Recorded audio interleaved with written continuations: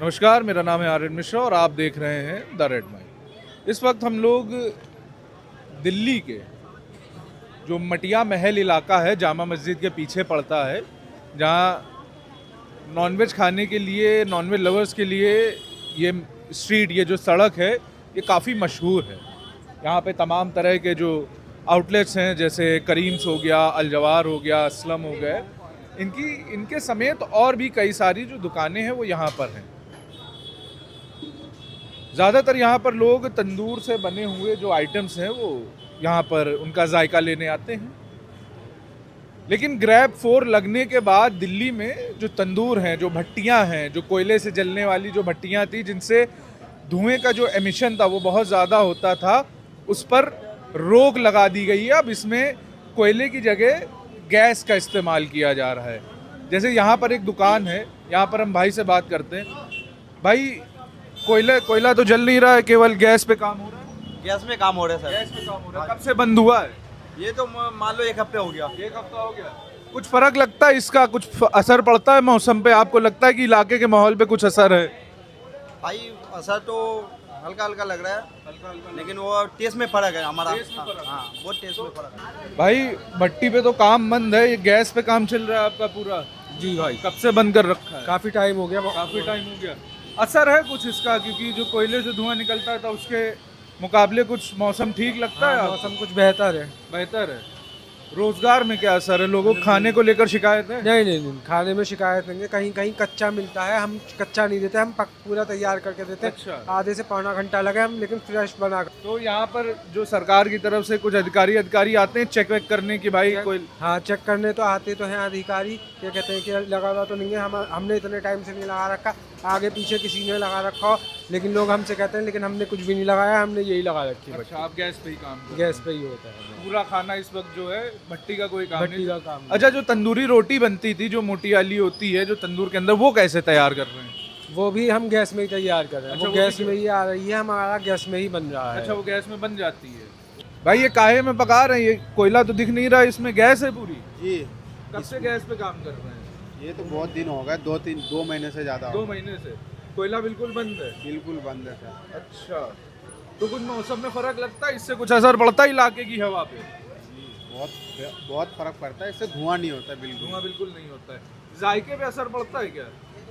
जायके में इतना असर नहीं है, बस थोड़ा सा इसको सेकने वाला अच्छे से होना चाहिए, बस इसी की ये है। बस लोग शिकायत नहीं करते कि जो तंदूर में मज़ा था, जो स्मोकीनेस उसमें आती थी? शिकायत तो करते हैं, लेकिन ये थोड़े ना है जो आप अपने जान से भी खिलवाड़ करते हैं, ये भी ज़रूरी है।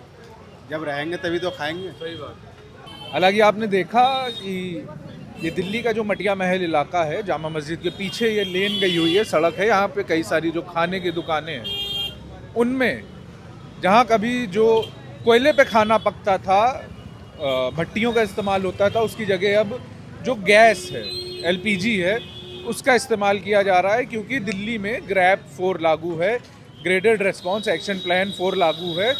बीते दिनों दिल्ली की जो वायु प्रदूषण का स्तर था, दिल्ली का जो AQI था, वो सीवियर मोस्ट कैटेगरी में यानी 450 से पार पहुंच गया था। और तमाम तरह की लोगों को सांस से संबंधी दिक्कतें आ रही थी, जिसके बाद दिल्ली सरकार ने ग्रैब 4 लागू किया था।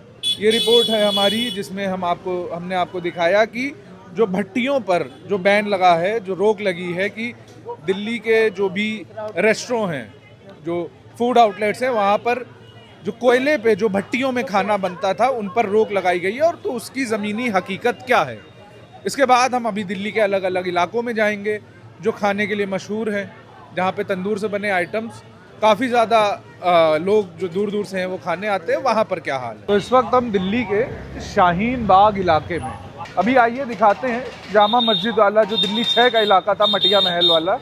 उसके बाद हम यहाँ पे पहुँचे हैं, यहाँ का हाल दरियाफ्त करने, जानने कि भट्टियों का क्या हाल है, भट्टियों में क्या वाकई में कोयला यूज़ हो रहा है ग्रैब 4 के बाद। आइए देखते हैं। भाई, ये कौन सा कबाब है? बिहारी कबाब हैं।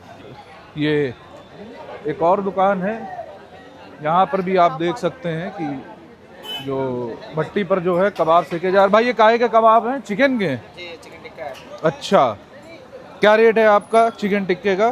70 रुपीज़ का भाई। अच्छा, तो बढ़िया। आप देख सकते हैं कि अच्छे से तंदूर में सेके जा रहे हैं। तंदूर पे ये बटर की वो है, ये अमूल बटर है और ये बढ़िया तंदूर में गर्म हो रहा है, इसी में कबाब सिक रहे हैं। ये भाई हैं, ये भाई के कुछ सीख कबाब्स हैं जी। ये मलाई टिक्का है बढ़िया, ये इसी तंदूर में भट्टी में बढ़िया सिकते हैं, तैयार होते हैं और उसके बाद लोगों को सर्व किए जाते हैं। तो ये आप देख सकते हैं, ये कुरैशी कबाब का एक आउटलेट है। ये जामा मस्जिद वाला ही आउटलेट है जो यहाँ पर है। ये जामा मस्जिद में भी इसकी एक ब्रांच है, जो मेन ब्रांच है वही है। यहाँ देख सकते हैं बढ़िया तंदूर पर जो कबाब हैं सिक रहे हैं, ये भट्टी पे बिल्कुल कोयले पे, गरम आग पे, अंगारों पे ये कबाब जो हैं लगातार सेके जा रहे हैं। इस वक्त हम लोग नोएडा में हैं। ये नोएडा का सेक्टर 15 है और यहाँ से महज 1 किलोमीटर दूर उत्तर प्रदेश की सीमा ख़त्म होती है और दिल्ली की सीमा शुरू हो जाती है, जहाँ पर ग्रैब 4 लागू है। और वहाँ पर जो कोयले से जलने वाले तंदूर हैं, जो भट्टे हैं जिन पर खाना पकता है, उन्हें चलाने से सरकार ने रोक रखा है, उनका इस्तेमाल सरकार ने रोक रखा है। लेकिन वहीं महज 1 किलोमीटर दूर यहाँ नोएडा में ये तमाम खाने की दुकानें और यहाँ पर कोयले से जलने वाले जो ये तंदूर हैं, ये सुचारू रूप से चल रहे हैं, पूरी अपनी जो क्षमता है उससे चल रहे हैं। इसमें बाकायदा रोज़ सुबह से शाम तक तंदूरी रोटियां बनाई जा रही हैं और जो तमाम तरह के और जो व्यंजन हैं वो भी तैयार किए जाते हैं, जो तंदूर के व्यंजन हैं। तो ऐसे में सवाल ये उठता है कि दिल्ली की सीमा जो यहाँ से महज 1 किलोमीटर दूर है, नोएडा भी एनसीआर में लगता है, दिल्ली एनसीआर का इलाका है, नेशनल कैपिटल रीजन है। दिल्ली में जब जो कोयले से चलने वाली चीज़ें हैं, जो तंदूर है, जो भट्टे हैं, अंगीठियाँ हैं, उन पर रोक है, तो नोएडा में क्यों नहीं? ये भाई हैं, ये तंदूर में बढ़िया गरम गरम रोटी, ताज़ी रोटियां बना रहे हैं। ये तंदूर है, देखिएगा